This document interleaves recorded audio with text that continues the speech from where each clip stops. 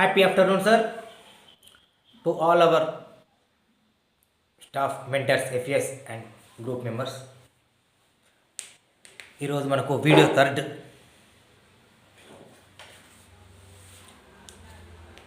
శ్రీయుతులు జయసింహ గారి స్పీచ్ పైన మా యొక్క వీడియో ఎక్స్ప్లెనేషన్ అడిగారు.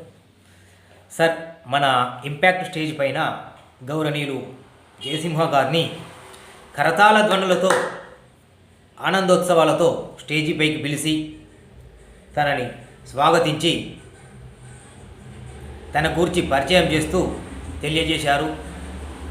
24 గిన్నీస్ బుక్లు ఎక్కిన జయసింహ గారిని పొగుడుతూ ఆనందోత్సవాలతో విపరీత కరతాళాలతో ఆనందోత్సవాలతో ఉన్నారు. మేము కూడా ఆనందించాం. తను 250 పదాలను ర్యాండమ్ పరంగా వరుసగా సీరియల్గా కింద మీద ఏ పరంగా అడిగినా కానీ ఏ వర్డు ఏంటిదనేది ఏ నెంబర్కు చెప్పగలడనే శక్తి ఉన్నదని తెలియజేశారు. తన మెమరీ పవర్కు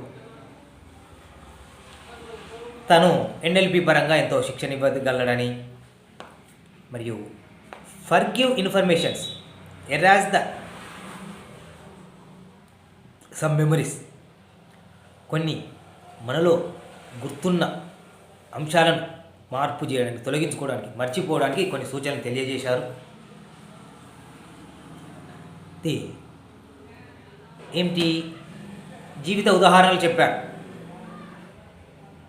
శ్రీమతి సోనియా గాంధీ భర్త రాజీవ్ గాంధీ గారు మరణించడం వల్ల తను భర్తను మర్చిపోలేని సంఘటనను రోజు ఏడుస్తూ రోజులు గడిచి చివరకు కాంగ్రెస్ నాయకులు పివి నరసింహరావు వల్ల వచ్చినా కానీ అన్నం తినమని అంటే అన్నం తినలేక తన బాధను మర్చిపోలేక కొన్ని రోజులు గడిచాక తన కాంగ్రెస్ పార్టీకి మీరే ఆయుధం అని చేయడానికి చేరాక కొన్ని రోజులకు మార్పు దిశగా వచ్చి కాంగ్రెస్ పార్టీని పట్టుదల మీదుండి కాంగ్రెస్ పార్టీకి దేశ నాయకురాలై భారతదేశాన్ని నడిపించిన దిశగా ఉంది. అయితే పూర్తిగా మైండ్లో హృదయంలో నుంచి కూడా కొద్దిగా మార్పు జరిగిపోయింది అన్నట్టు. హృదయంలో ఉన్న అంశాలు మార్పు జరగవు, మరచిపోలేము, ఇళ్ళవేళలా గుర్తుంచుకుంటాం. అంటే తన భర్త కొన్ని దుష్టశక్తుల వల్ల చనిపోవడం జరిగింది, అనుకోని సంఘటన, కానీ హృదయం నుంచి తీసివేయలేకపోతుంది. దానిని మర్చిపోవడానికి కొన్ని రోజులు పట్టింది, కొన్ని సమయాలు పట్టింది. మార్పు చేర్చడానికి తీవ్రంగా ఆహారం తీసుకుంటూ సరే మర్చిపోయేది. తన పుట్టిన తేదీకో మరణించిన తేదీకో వెళ్ళి ఆ మనసులో ఉంచుకున్న బాధను వెళ్ళగక్కొని మళ్ళీ వచ్చి ప్రజలలో మమేకమై గడిచిపోతుంది. మనకు కూడా సార్ ఏం చెప్పారు, ఇంకొకటి రైల్వేలో వెళ్తుంటే టీటీఈ టికెట్ క్లర్కి వచ్చారు. టికెట్ ఎవరో మనం గుర్తుపట్టుకోము, చూసాం, టికెట్ చూపెట్టిపోయాం. ఒక ప్రయాణికురాలు తన బ్యాగును అక్కడ మర్చిపోతే అది ఏ నెంబర్ బ్యాగు ఎక్కడనేది కౌంటర్లో తెలుసుకొని ఆ అడ్రస్ ఫోన్ ప్రకారంగా వాళ్ళ ఇంటికి వచ్చి తెచ్చిచ్చాడు. అప్పుడు తనను దేవునిగా భావించి ఎల్లవేళలా గుర్తుంచుకునే విధంగా ఉంటుంది. అయితే కార్యక్రమాల్లో మామూలుగా జరిగే కార్యక్రమాలను ఎవరేమో గుర్తుపట్టుకోలేమని చెప్పాడు. అది కూడా వాస్తవమే సార్. బస్ కండక్టర్ని గుర్తుపట్టుకోలేము, ఆటో డ్రైవర్ని గుర్తుపట్టలేము. కొన్ని హృదయాన్ని అందుకునే సమస్యను ప్రేమగా ఉండేది కానీ బాధగా జరిగినాయి కానీ అవి ఎక్కువ కాలం గుర్తుండిపోతాయి. అది వాటిని మర్చిపోవడానికి మనకు ఒకటి సినిమాలోని లాగా ఉదాహరించుకోమని చెప్పాడు.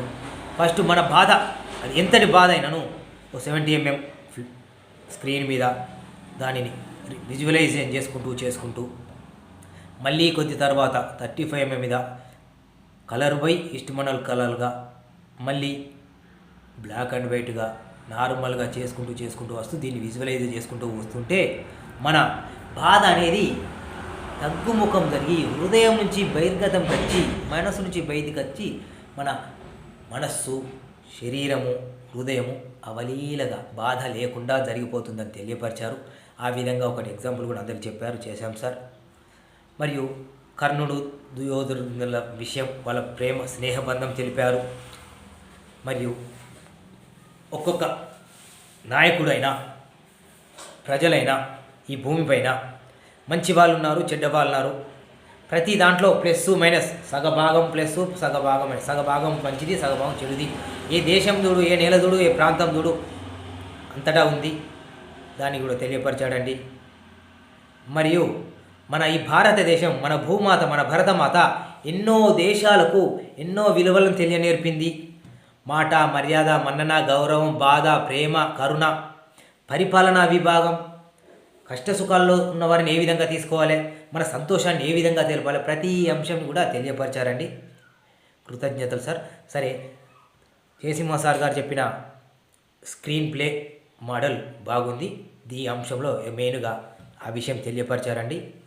మన భారతమాత గొప్పతనం కూడా వివరించారు. కొందరు దుష్టశక్తులు కూడా ఉన్నారు. దుష్టశక్తులు వాళ్ళు తప్పుకుంటారా లేదా ప్రయత్నం చేసి, తప్పుకోకపోతే మనమే దూరం ఉండి మన సానుకూలంగా ప్రయత్నం చేసుకోవడం బాగుంటుందని తెలియపరిచారు సార్. కృతజ్ఞతలు.